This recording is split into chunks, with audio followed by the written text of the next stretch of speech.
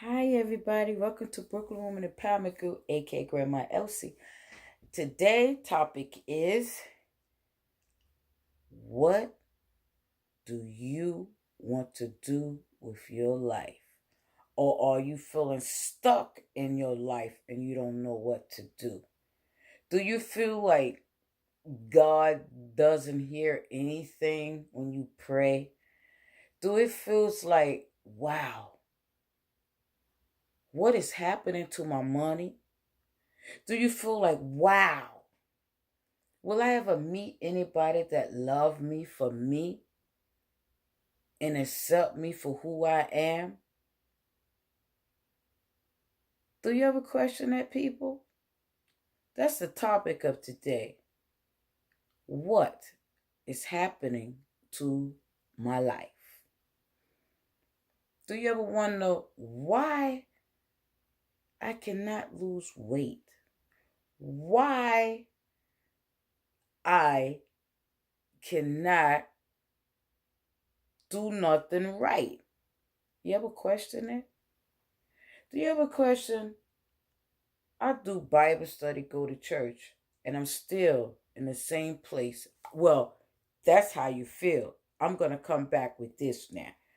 You feel like you're in the same place, but you're not because you're looking at it with the physical eye. What I'm trying to say is if you feel like you're in the same place, you have to sit down, go somewhere by yourself. I don't know, you if you don't have money, you can find somewhere in your house where nobody's gonna bother you. Hide somewhere, do something under the bed somewhere, and meditate and close your eyes. I know you see the vanilla wafers behind me, as you can see. They are my daughters. Okay, let's get back to our topic. I don't care if you have to go under the bed to hide from people, from children. If you can hide under your bed, if you say, I don't have nowhere in my house or in my apartment I can hide because people always finding me, there's somewhere to hide. If you can hide under a bed somewhere, a closet somewhere, and you go in there, you close your eyes and you say, Holy Spirit, open my spiritual eyes so that I may see the change that my physical eye cannot see at this moment. Now, after you finish meditating and talking to the Lord and He giving you the Holy Spirit, when you come out that closet, you're still going to feel like you're in the same environment. But you have to keep doing it until you realize, wait a minute, it's not the same. You got to think too. You got a conscious too. The conscious will tell you this is wrong what you're doing. But that flesh will tell you, do it, do it, do it, do it. The conscious will say, don't do that. Don't think like that. Then the physical mind would say, oh, well, don't you see you're still in the same place? You don't have no money. You're not married. Um, your children's a mess. Your marriage a mess. You a mess. Blaza, blaza, blaza, blaza. That's the attack of the enemy telling you. Because when you talk to some people, they will say, how you doing today? Oh, everything the same old, do. And I'm like, how can every day be the same?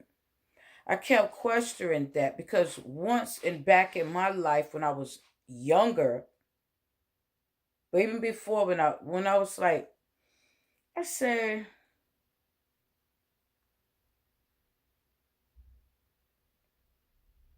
when I was, yeah, in my late, early 20s, late 20s, and 30s, I felt like everything was the same because each day I get up, it seemed like it was the same old thing happening each day, but it was not. It's not the same old every day. I had to realize that as I got a little older and wiser, and the Holy Spirit, the Lord opened my spiritual eye to see that, Elsie, every day is not the same. I remember I had a very dark time in my life, a very dark time. And it's not where someone died, because I understand people must die. Because when you're born, you grow, you grow, you grow, you die, and that's it. But your spirit don't die. The body died. But I had a very dark time in my life where I didn't know what I was going to do. I felt so, how should I say it? I was in such a dark place, distressed, and I didn't have money. I mean, it was so hard. I mean, I still have hard times, but it's not as it was in that dark time. And I prayed and I prayed and I asked God, and it felt like He didn't hear nothing I say. But the Lord sent the angel in my life to tell me what to do. And I did it. And things started picking up for my feeling, for my side. From like financial side, I start being blessed with the money. Not a lot of money, just money for like me. And I was like, wow. Even though it's enough, if it's enough money to me to pay bills, do a little something what I want to do, but it's not enough money to buy my own house. You see? And then it was a couple of times I was in a dark place and I didn't know what to do. But when I realized and sit down, God took me out of the storm that I was in, because I was in bad storms. When I had since I was when I was a teenager, I had some rough patches because it felt like nobody loved me or listened to me. I tried to talk to my mother. She didn't hear me. I tried to talk to other family members. They don't hear nothing because they negative. I mean, like, I'm going to be honest. I never seen nobody in my family with a positive outlook in life. I seen everybody with a negative report, a negative response. They always have something negative to say. And this is the curse that I broke off the children, but the children have this other curse where they don't see themselves as being selfish and stuff like that. They're not children, they're grown people now. But my whole family is negative. I don't know about the ones down south, but I know the ones up here. It's never nothing good. Nothing good comes out their mouth. They try to sabotage each other relationships, marriages. Yeah, I got bags under my eyes because I didn't go to sleep last night.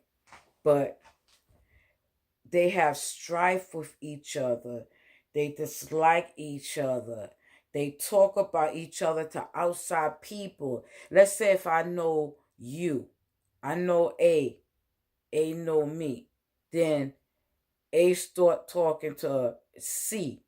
C is going to tell A something about me. Then A is going to start acting strange with me. This is why I said nobody I seen has any knowledge and morals and anything good about themselves. Because if you know me, B, A, B, C, if you know me, you will know who I am. You will not listen to C when C tell you something. You see what I'm trying to tell you? So this is how a lot of things happen in my family. I'm talking about my family.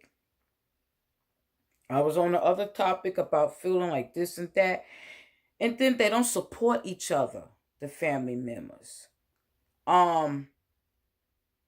Like my ministry. Outside people support my ministry. Nobody in my family members support my ministry. Nobody. The one that was like supporting me before, well, they're not here anymore, but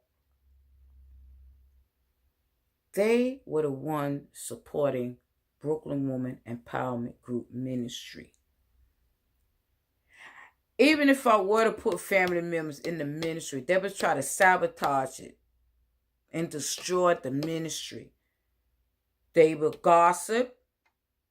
They would say, I don't like this and that person. And at the same time, they'll go back to that person, tell that person you said that, they said it.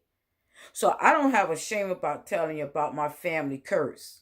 My family is cursed from generation. Okay? What I see, the old generation didn't teach the young generation nothing. So when it passed down from that generation to the new generation on down, it's got even worse. And they separated the family. Satan really enjoying this thing that's going on in my family. I'm talking about the whole family. He enjoyed this, and they're giving him the trophy of separating us. The only time my family wants to get together is when a funeral comes. That's the only time.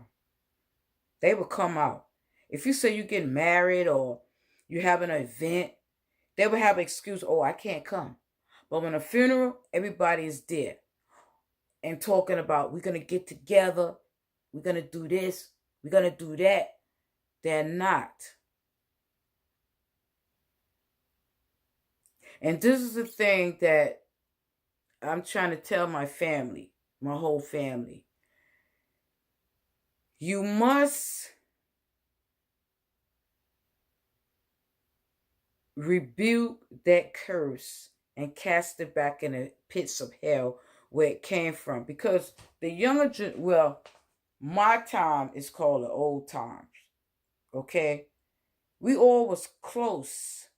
Me and my aunts, cousins, we was close, boy.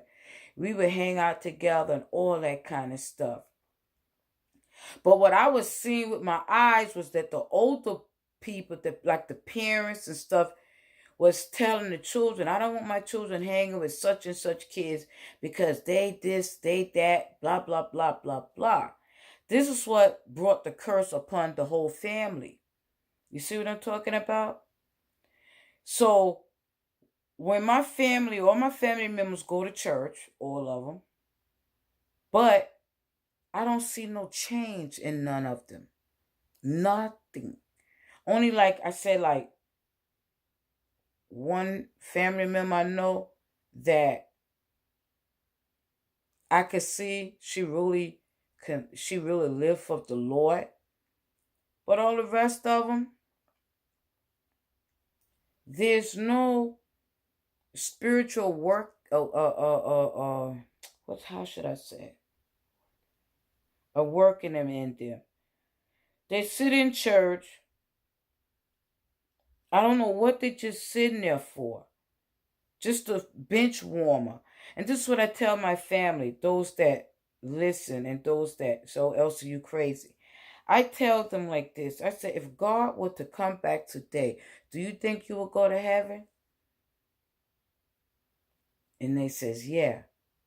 But I know everybody not going to heaven. You can sit in church 24 hours. You're not going to heaven. This is for anybody.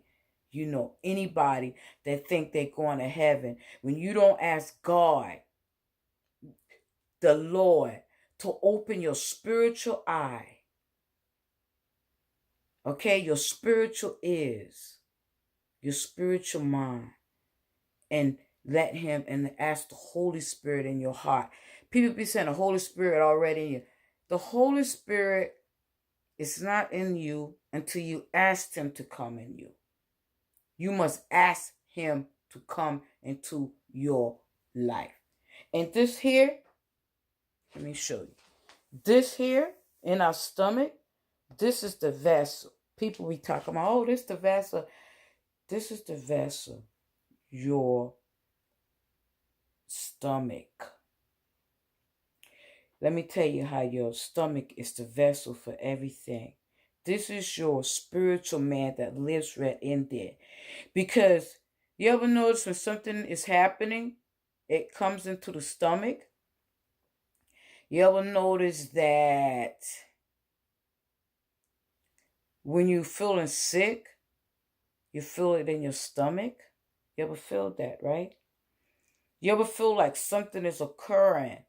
You feel it in your stomach. You call this, I don't call it the stomach. This is your center man here. Your center man is here, okay?